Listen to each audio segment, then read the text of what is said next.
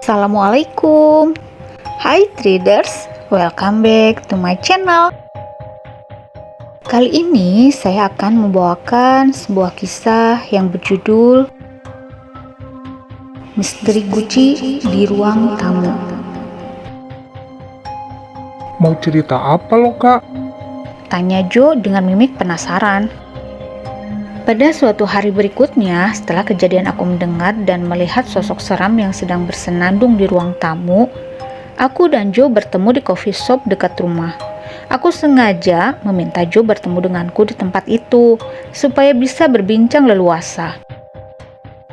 Beberapa malam yang lalu, gue melihat sesuatu, Joe. Ada sosok seperti nenek-nenek yang sedang duduk di ruang tamu. Bersenandung pula, ngeri banget, Joe. Begitu ucapku membuka perbincangan. Lagian lo ngapain sih keluar kamar segala? Gua kebelet, Jo, nggak tahan. Kalau gue sih, gue tahan sampai pagi, bodo amat. Emang kenapa, Jo? Kenapa lo nggak berani keluar kamar malam-malam? Tanyaku. Gila, sejak ada guci sialan itu, beberapa kali gue lihat setan di rumah. Sama kayak lo gitu, Kak, nenek-nenek. Kenapa lo baru cerita sekarang? Tanyaku. Belum ada kesempatan aja untuk cerita. Belakangan gue lebih sering di rumah Tony kan? Begitu kata Joe. Tony adalah teman dekatnya. Aku sengaja mengajak Joe untuk berbincang di luar rumah agar lebih leluasa bicara. Membicarakan hal aneh yang belakangan makin sering terjadi di rumah kami. Benar saja, perbincangan jadi semakin seru. Akhirnya Joe cerita semuanya. Cerita banyak kejadian seram yang belakangan sering menimpanya. Pernah pada suatu hari, ketika Joe baru saja pulang kuliah, dia mengalami kejanggalan di rumah. Peristiwa ini terjadi hanya beberapa hari setelah nenek membawa pulang guci. Menurut Joe, waktu itu sore menjelang malam, sekitar jam 5:30. Seperti biasa, setelah memarkirkan mobilnya di garasi, Joe masuk rumah lewat pintu samping yang menuju langsung ke dapur. Gak lewat pintu depan. Posisi kamar Joe tepat di sebelah kamarku. Kamar kami bersebelahan, berseberangan dengan kamar mama, papa, dan kamar nenek. Dapur letaknya di belakang, dekat taman belakang. Dari sinilah biasanya kami masuk. Jarang banget kami masuk lewat pintu depan. Oh iya, sebelum masuk tadi, ketika masih di dalam mobil, sebenarnya ada yang membuat Joe bertanya-tanya. Dia melihat kalau pintu depan gak tertutup rapat seperti biasanya, sedikit terbuka. Melihat hal itu, Joe penasaran. Itu kenapa pintu kebuka? Dalam hati Joe bertanya. Tapi gak terlalu ambil pusing, Joe tetap masuk rumah lewat pintu samping. Setelah sudah di dalam, dari dapur, Joe harus melewati ruang tengah untuk sampai di kamarnya. Nah, ketika sedang berjalan di ruang tengah inilah, Joe melihat ada orang yang sedang duduk di ruang tamu. Waktu itu ruang tamu masih gelap, Mbak ART kami belum menyalakan lampunya. Tapi walaupun begitu, Joe masih bisa melihat ruang tamu dengan jelas. Sedikit memperlambat langkah, Joe memperhatikan sosok yang sedang duduk di ruang tamu. Seorang perempuan tua, rambut putihnya diikat membentuk sanggul, berpakaian gelap. Dia duduk manis menghadap ruang tengah, menghadap Joe. Lalu beberapa detik mereka berpandangan, saling bertatap muka. Perempuan tua itu tersenyum ketika Joe tersenyum duluan. Tamunya nenek kali. Begitu pikir Joe dalam hati, lalu meneruskan langkah menuju kamarnya. Sesampainya di kamar, Joe langsung merebahkan tubuh di atas tempat tidur. Pintu kamar masih dalam keadaan terbuka. Memang dia sengaja membiarkan seperti itu. Gak lama kemudian, sambil rebahan, Joe mengernyitkan dahi. Dia melihat sesuatu di ruang tengah karena pintu kamar dalam keadaan terbuka. Joe melihat kalau perempuan tua yang tadi dia lihat duduk di ruang tamu sedang berjalan ke ruang tengah, berjalan perlahan menuju dapur, menuju bagian belakang rumah. Mau kemana dia? Tanya Joe dalam hati. Penasaran, Joe bangkit dari tidurnya lalu mengintip ke ruang tengah. Gak ada siapa-siapa, ruang tengah kosong. Kemudian dia berjalan sedikit, beberapa langkah untuk melihat ruang tamu. Ternyata ruang tamu juga kosong, gak ada siapa-siapa. Perempuan tua itu juga sudah nggak ada lagi. Pintu depan sudah dalam keadaan tertutup rapat. Kemana perempuan itu? Semakin penasaran, Joe berjalan menuju dapur. Sesampainya di dapur, Joe nggak melihat ada siapa-siapa. Nggak ada perempuan tua itu juga. Dari dapur, Joe dapat melihat taman belakang melalui jendela. Di sana Mbak Wati sedang bermain dengan kucing-kucing peliharaan kami. Mbak, itu lampu-lampu udah nyalain semua dong. Udah gelap semua nih. Joe memanggil Mbak Wati. "Iya mas," jawab Mbak Wati. Di ruang tengah, Joe dan Mbak Wati berpapasan. Mbak, tadi ada tamu di ruang tamu. Siapa ya? Temannya papa? Atau temannya nenek? Tanya Joe penasaran. "Siapa ya mas? Dari jam 2 tadi saya sendirian di rumah. Nenek sama Mbak Ida sedang ke rumah sakit bareng ibu. Dari tadi nggak ada tamu. Saya sendirian aja sampai Mas Joe pulang tadi," jawab Mbak Wati dengan mimik wajah keheranan. Gak ada orang, gak ada tamu. Lalu siapa perempuan tua yang Joe lihat tadi? Banyak pertanyaan berkecamuk di benak Joe. Halusinasikah? Sepertinya nggak mungkin, karena jelas-jelas Joe bertatapan dan saling melempar senyum dengan perempuan tadi. Aneh. Terus ada lagi kak, 2 minggu atau 3 minggu kemudian, gua lupa pastinya ada kejadian sangat menyeramkan. Masih di tempat dan waktu yang sama, Joe melanjutkan ceritanya dengan mimik wajah yang semakin serius. "Kejadian apa? Ayo cerita semuanya." Aku semakin penasaran, benang merah antara ceritaku dan cerita Joe semakin jelas kelihatan. Lalu Joe mulai bercerita. Di hari itu, Joe pulang malam. Seharian dia bergelut dengan kegiatan perkuliahan dan nongkrong bersama teman-temannya sampai larut. Sekitar jam 12 tengah malam, dia sampai di rumah. Seperti biasanya, Joe masuk lewat pintu samping, melalui dapur, lalu ke ruang tengah, baru kemudian sampai kamarnya. Dapur dan ruang tengah sudah dalam keadaan gelap. Hanya sedikit cahaya dari luar yang menyelusup masuk memberikan serpihan sinar redup. Sudah sangat lelah, Joe berniat untuk langsung masuk kamar dan tidur. Tapi ketika sudah berada di ruang tengah, Joe berubah pikiran. Dia berniat untuk ke toilet dulu, mau sedikit membersihkan badan dan buang air kecil. Seperti yang sudah aku cerita di awal tadi, letak toilet berada di antara kamar papa, mama, dan kamar nenek. Iya, akhirnya Joe berbelok arah menuju toilet.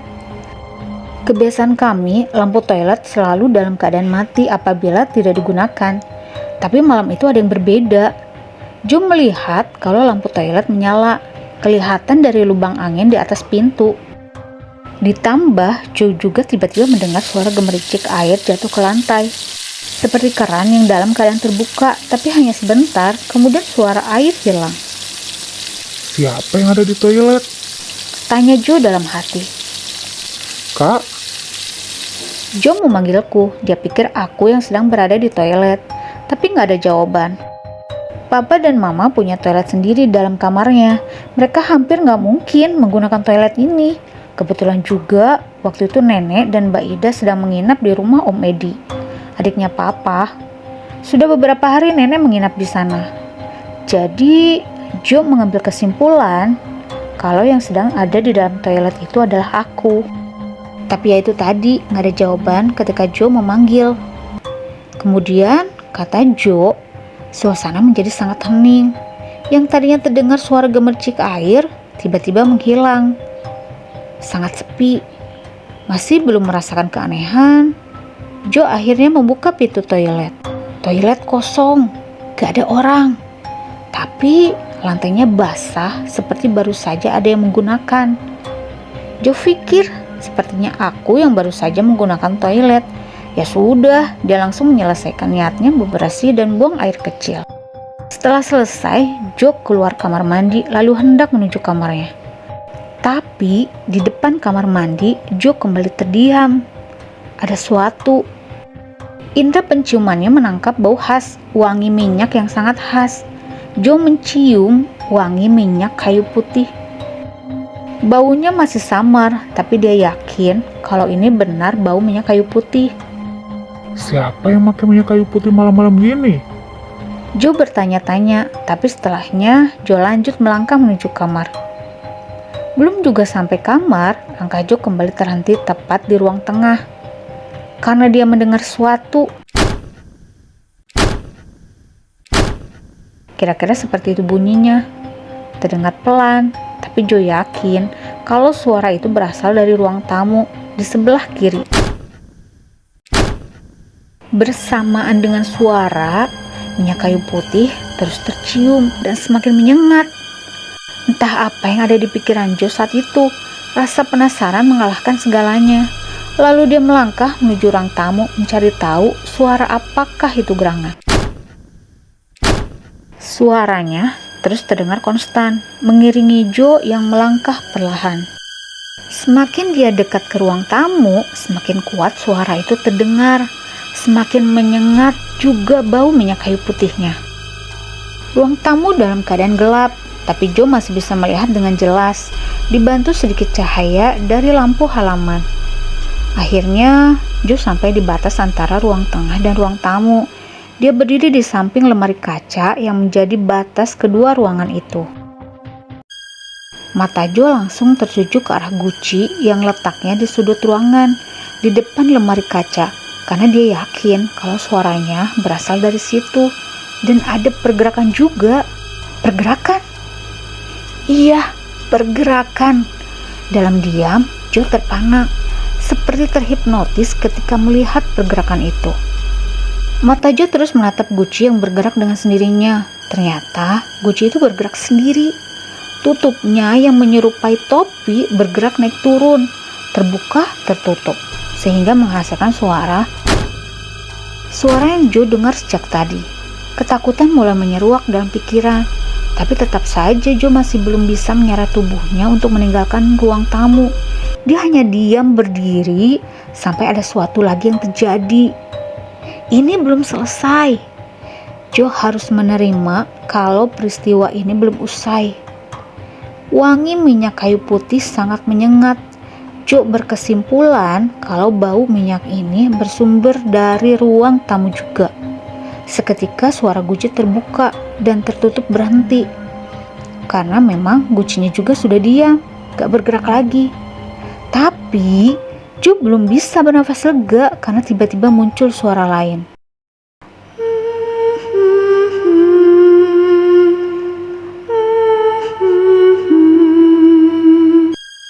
Ada suara orang bersenandung. Ada perempuan yang sedang bersenandung.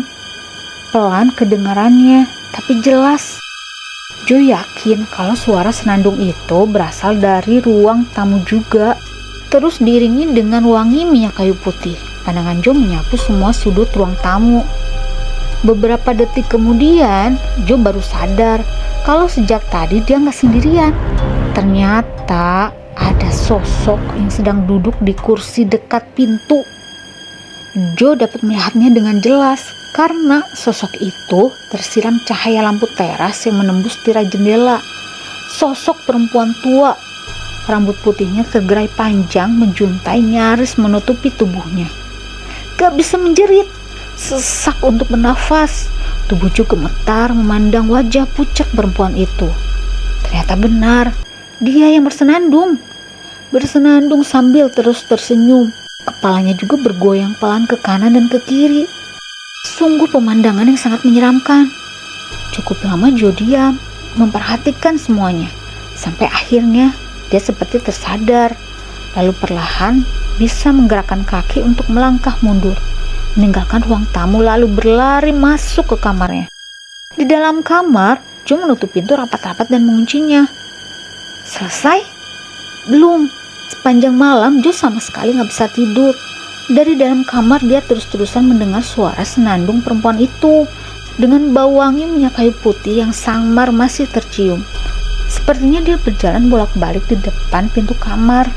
Berarti di depan pintu kamarku juga.